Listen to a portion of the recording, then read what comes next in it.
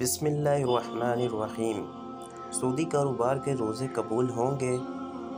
کیا اللہ تعالیٰ ایسے شخص کے روزے قبول فرمائے گا جس کے پاس سودی کاروبار اور سودی بینکوں کے ساتھ بھی معاملہ ہوں؟ اور کیا وہ سود خور ہے یا نہیں؟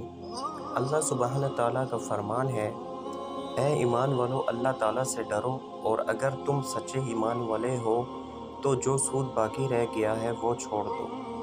اللہ تعالیٰ کی جانب سے ندا ہو رہی ہے کہ وہ سود چھوڑ دیں اور اس سے اجتناب کریں، کیونکہ اللہ تعالیٰ نے سود حرام قرار دیا ہے۔ اللہ تعالیٰ نے خرید و فروخت حلال کی اور سود حرام کر دیا، اور سود خوری مسلمانوں کی ذلت و پستی کا ایک سبب ہے۔ اس کے متعلق نبی کریم صلی اللہ علیہ وسلم نے کچھ اس طرح فرمایا، جب تم سودی کاروبار کرنے لگو گے اور کھیتی باڑی پر راضی ہو جاؤ گے اور بیلوں کی دہن پکڑ لو گے اور جہاد کو چھوڑ دو گے تو اللہ تعالیٰ تم پر ذلت و پستی مسلط کر دے گا۔ اسے اس وقت تک تم سے دور نہیں کرے گا جب تک تم اپنے دین کی طرف واپس نہیں آؤ گے۔ علامہ البانی رحمۃ اللہ نے سلسلہ ابو داؤد حدیث نمبر 11 میں صحیح قرار دیا ہے کہ سود اور گناہ کبیرہ مثال سود بینک میں اکاؤنٹ حاصل کرنا کے مرتکب کے روزے کے بارے میں ہے۔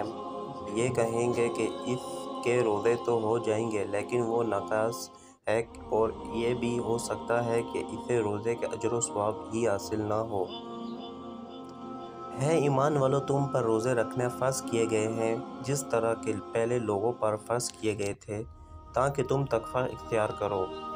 اللہ تعالیٰ نے اس آیت میں روزے فرض کرنے کی حکمت بیان فرمائی ہے کہ واجبات ادا کرنا اور حرام کردہ کاموں سے اجتناب کے ساتھ تقوی و پرہیزگاری کا وسیلہ ہے۔ اور نبی پاک صلی اللہ علیہ وسلم نے فرمایا، جو بھی قول زور اور اس پر عمل کرنا نہیں چھوڑتا تو اللہ تعالیٰ کو کوئی ضرورت نہیں کہ وہ بھوکا اور پیاسا رہے۔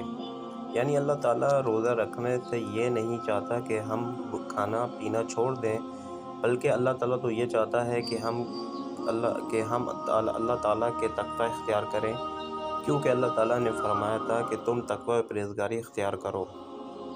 حافظ بن حجر رحمۃ اللہ کہتے ہیں، قول زور اور اس پر عمل کرنا نہ چھوڑیں۔ قول زور سے جھوٹ اور جو کچھ بھی استقاضہ مراد ہے۔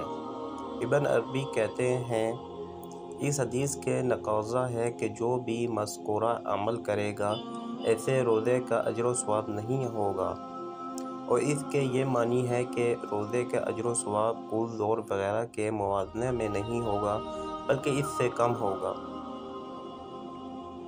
بیضوی رحمۃ اللہ کہتے ہیں کہ روزے کی مشروعات سے بھوک اور پیاس مراد نہیں، بلکہ اس کی وجہ سے جو شہوات میں کمی اور نفس عمر کو نفس مطمئن کے مطیع کرنا مراد ہے۔ لیکن اگر یہ سب کچھ حاصل نہ ہو تو پھر اللہ تعالیٰ ایسے شخص کی طرف قبولیت کی نظر سے نہیں دیکھے گا۔ اس حدیث سے یہ استدلال کیا گیا ہے کہ ان افعال کی بنا پر روزے کے اجر و ثواب میں کمی ہو جاتی ہے۔